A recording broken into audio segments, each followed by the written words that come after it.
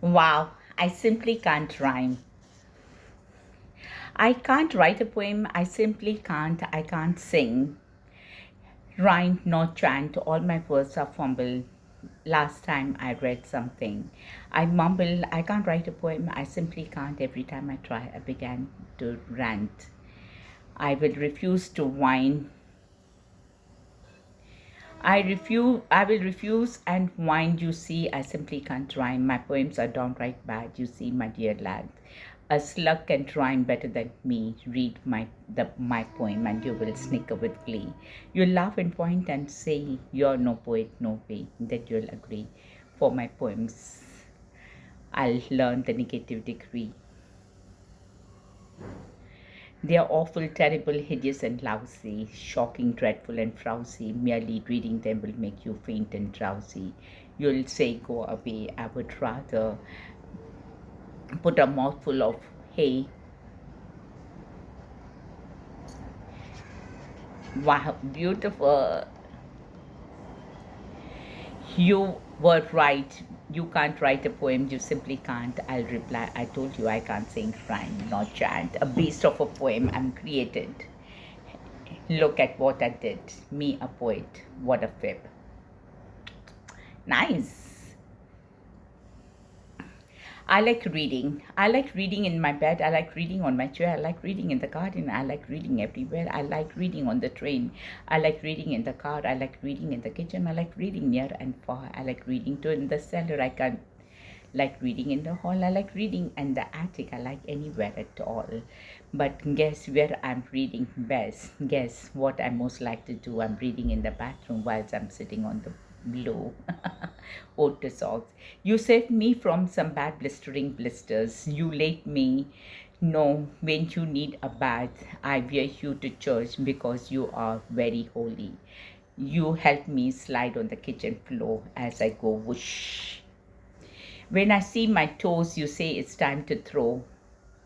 I'd like you come in a lot of the weird wild colors. You're tall and short, large and small. My shoes has always been attracted to you because it keeps you super snug. But when it comes to PE, that's when you are not too fond of me. I would like to put you in a wool knit ugg so my toes will be extra warm. You're always under a twisted tongue. But when I pull you out of my sweaty shoe, you scream pew. You make sure my piggy wiggles are warm. When I'm bored, you are my puppet, and once you are gone, you become my spunky monkey, sock monkey. Aha! Love you, God, love you. A tragic bean story.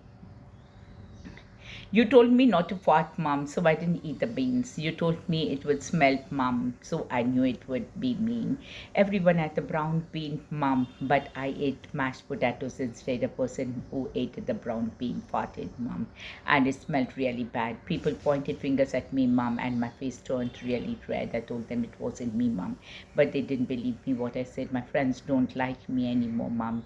They say I'm a liar. As for the brown beans, Mom, I'll never be a buyer. The life of a cupcake. They put me in the oven to bake me a deprived and miserable cake. Feeling the heat, I started to bubble, watching the others. I knew it was trouble. They opened the door and I started my life, frosting me with a silver knife, decorating me with candy jewels. The rest of my batch looked like food. Lifting me up, she took off my wrapper, feeling the breeze. I wanted to slap her, opening her mouth with shiny teeth inside. This was the day that this cupcake died. Television. The most important thing we have learned so far as children are concerned is never lay them near your television set, or better still, just don't install the idiotic thing at all. In almost every house we have watched them gaping at the screen. They loll and slop and lounge about. They stare until their eyes pop out. Last week in someone's place, we saw a dozen of eyeballs on the floor. They sit and stare and stare and sit until they are hypnotized by it, until they are absolutely drunk with all that shocking, ghastly junk. Oh, yes, we know it keeps them still. They don't climb out of the windowsill. They never fight or kick or punch. They leave you free to cook their lunch and wash the dishes in the sink. But did you ever stop to think, to wonder just exactly what this does to your beloved thought? It rots the sense of in the head, it kills the imagination dead, it clogs and clutters up the mind, it makes a child so dull and blind. He can no longer understand the fantasy of fairyland. His brain becomes as soft as cheese. His power of thinking runs and frees. He cannot think. He only says, all right, you'll cry, all right, you'll say. But if we take the setup way, what shall we do to entertain? Our darling children, please explain. We'll answer this by asking you what used the darling ones to do, how used they keep themselves contented before this monster was invented. Have you forgotten? Don't you know? We'll say it very loud and slow. They used to read. They would read and read and read and read and then proceed to read some more. Great Scout Gazooks. Aha!